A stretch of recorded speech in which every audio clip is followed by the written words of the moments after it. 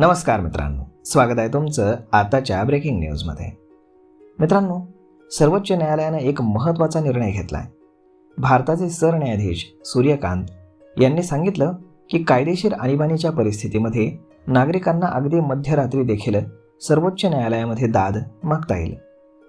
सरन्यायाधीश सूर्यकांत यांच्या म्हणण्यानुसार एखाद्या नागरिकावरती कायदेशीर संकट आलं, तपास यंत्रणांकडनं अटक करण्यात आली किंवा एखाद्याचे मूलभूत अधिकार आणि वैयक्तिक स्वातंत्र्य धोक्यात आलं तर अशा वेळी संबंधित व्यक्तीला मध्यरात्री देखील घटनात्मक न्यायालयात सुनावणीची मागणी करता येईल. न्याय मिळण्यात वेळ ही अडचण ठरू नये, हा या निर्णयामागचा उद्देश आहे.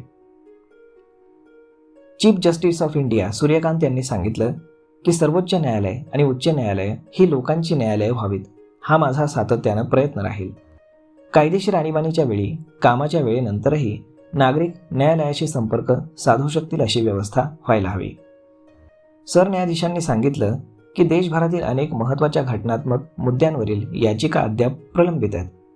त्या वेगाने निकाली काढण्यासाठी जास्तीत जास्त संविधान पीठं स्थापन करणं ही त्याची प्राथमिकता आहे. यामध्ये निवडणूक यादीच्या स्पेशल इन्सेंटिव्ह रिव्हिजन म्हणजेच SIR या प्रक्रियेच्या वैधतेला आव्हान देणाऱ्या याचिकांचाही समावेश आहे. याची सुरुवात बिहारपासून झाली असून आता तो अनेक राज्यांमध्ये चर्चेचा विषय बनलेला आहे.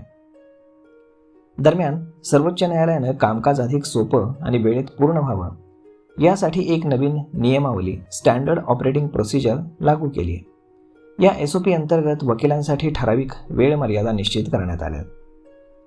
नवीन नियमांनुसार सर्व प्रकरणांमध्ये वकिलांनी सुनावणी सुरू होण्याच्या किमान 1 दिवस आधी आपल्या युक्तिवादासाठी लागणारी वेळ ऑनलाईन पोर्टलवरती नमूद करणं बंधनकारक आहे. वरिष्ठ वकील आणि इतर वकील यांनी सुनावणीच्या किमान 3 दिवस आधी दुसऱ्या पक्षाला लेखी निवेदनाची प्रत द्यावी लागेल. हे लेखी निवेदन 5 पानांपेक्षा जास्त नसावं अशी ही अट यामध्ये घालण्यात आली आहे. सर्व वकिलांनी ठरवून दिलेल्या वेळेतच युक्तिवाद पूर्ण करावा असंही या स्टँडर्ड ऑपरेटिंग प्रोसिजरमध्ये सांगितलेलं आहे.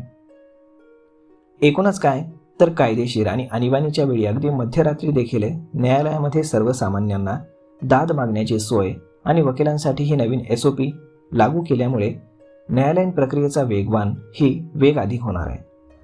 शिस्तबद्ध आणि नागरिकंद्रण होण्यासाठी अपेक्षा व्यक्त केली जात आहे. सामान्य नागरिकांना वेळेत न्याय मिळावा या दिशेनं हे एक महत्त्वाचं पाऊल मानलं जात आहे. तर मग मित्रांनो, यावरती आपलं मत काय हे तुम्ही आम्हाला कमेंट करून नक्कीच सांगा. आणि जर हा व्हिडिओ तुम्हाला आवडला असेल तर आपल्या जवळच्या मित्रमंडळींसोबत देखील हा व्हिडिओ तुम्ही शेअर करायला विसरू नका. धन्यवाद.